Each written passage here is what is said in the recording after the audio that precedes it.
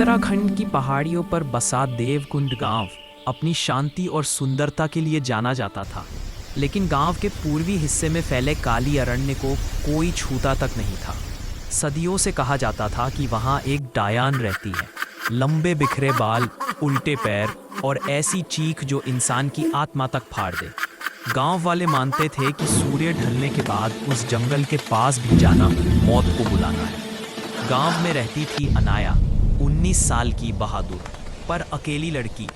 बचपन में उसके माता पिता जंगल में रहस्यमयी तरीके से गायब हो गए थे। सबने उसे समझाया कि यह डायन का काम था। अनाया ने तय कर लिया, एक दिन मैं सच पता लगाऊंगी। अमावस्या आई तो पूरा गांव जल्दी सो गया। लेकिन उसी रात जंगल की हवा अचानक तेज बहने लगी। पेड़ खुद ब खुद चरमराने लगे और दूर कहीं से एक तड़क तड़क करती हंसी गूंज उठी। अनाया कमरे में जाग पड़ी। उस हंसी में एक अजीब सा बुलावा था, जैसे कोई उसका नाम ले रहा हो। अनाया। वह कांप गई पर रुक न सकी। हाथ में लालटेन ली और निकल पड़ी काली अरण्य की ओर। जैसे ही वह जंगल के पहले पेड़ के पास पहुंची, अचानक धम, पेड़ के पीछे से एक चील जैसे पंखों वाला काला साया उभरा और पेड़ की चोटी पर बैठ गया। उसकी आंखें चमक रही थी, लाल आग की तरह। अनाया डरकर पीछे हटी। तभी उस साये ने धीमे से कहा, बहुत देर कर दी तुमने, तुम्हें यहीं आना था। वह जानती थी यह इंसान नहीं है, लेकिन वह रुकने वाली भी नहीं थी। अनाया ने देखा कि जंगल के भीतर एक पगडंडी पत्थरों से बनी थी, जिन पर उकेरने चिन्ह उसके पिता ने अपनी एक पुरानी डायरी में बनाए थे। यह वही रास्ता था जिसे खोजते खोजते उसके माता पिता गायब हुए थे। अनाया ने गहरी सांस ली और अंदर बढ़ गई। जंगल में चारों तरफ भूतिया सन्नाटा था। पेड़ों से काले धुएं जैसी लटें निकलकर हवा में गायब हो रही थी। अचानक उसे पीछे से पैरों की आवाज सुनाई दी, टक टक टक, उल्टे पैरों की आवाज।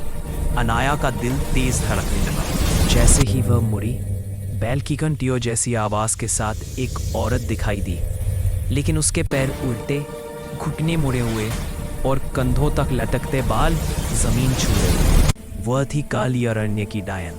डायन की लाल जीभ सांप की तरह लटक रही थी। उसने फुसफुसाते हुए कहा, तुम आखिर आ ही गई। तुम्हारे में वही शक्ति है जो तुम्हारी माँ में थी। अनाया सन्न रह गई। यह क्या कह रही थी? उसकी माँ कोई साधारण महिला नहीं थी। डायन उसी समय झपट पड़ी। अनाया भागती हुई एक गुफा में जा घुसी। अंदर दीवारों पर अजीब चिन्ह बने थे।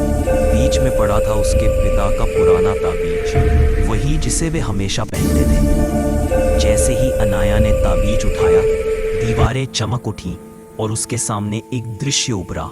उसके माता पिता काली अरण्य की डायन को एक पुराने श्राप से रोकने के लिए जंगल में आए थे, लेकिन उनकी शक्ति कम थी और डायन ने उन्हें बंदी बना लिया।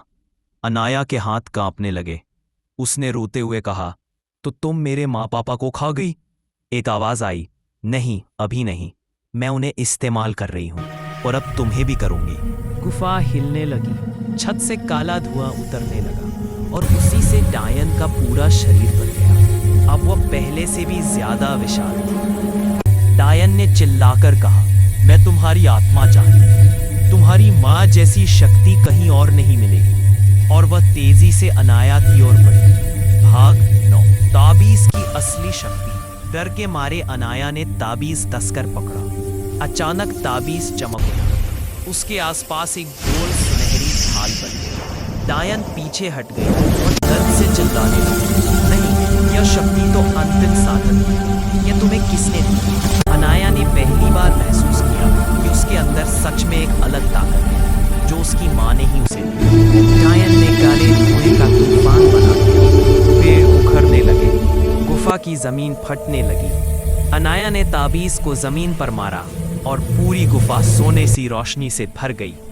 डायन चीखी, नहीं, मैं अमर हूं, तो मुझे नहीं रोक सकती। अनाया ने पूरी ताकत से बोला, ये जंगल अब आजाद होगा। ताबीज से निकली चमकदार किरण डायन पर पड़ी और डायन राख में तब्दील होकर हवा में उड़ गई। डायन के मरते ही गुफा के एक कोने में रोशनी बनी और उसमें से उसके माता पिता की आत्माएं प्रकट हुई। वे मुस्कुरा रहे थे। उन्होंने प्यार से कहा, हमारा काम पूरा हुआ, अब जंगल सुरक्षित है। हम तुम पर गर्व करते हैं अनाया। धीरे धीरे उनकी आत्माएं प्रकाश में विलीन हो गईं। अनाया रोती रही, पर अब वह अकेली नहीं महसूस कर रही थी। अनाया ने जंगल से बाहर कदम रखा तो पहली किरणें पहाड़ों पर चमक रही थीं। काली अरण्य अब शांत था, न कोई आवाज न कोई डर। गांव वाले हैरान थे कि वह जिंदा लौट आई, लेकिन अब वे समझ गए अनाया सिर्फ एक लड़की नहीं, देवकुंड की नई रक्षक है। काली अरण्य अब बुरा नहीं रहा, क्योंकि हर अंधेरे के बाद सूरज फिर उगता। अगर आपको मेरी स्टोरी अच्छी लगी तो चैनल को शेयर, लाइक और सब्सक्राइब करें। आगे और भी रोचक कहानी के लिए कमेंट करें। धन्यवाद।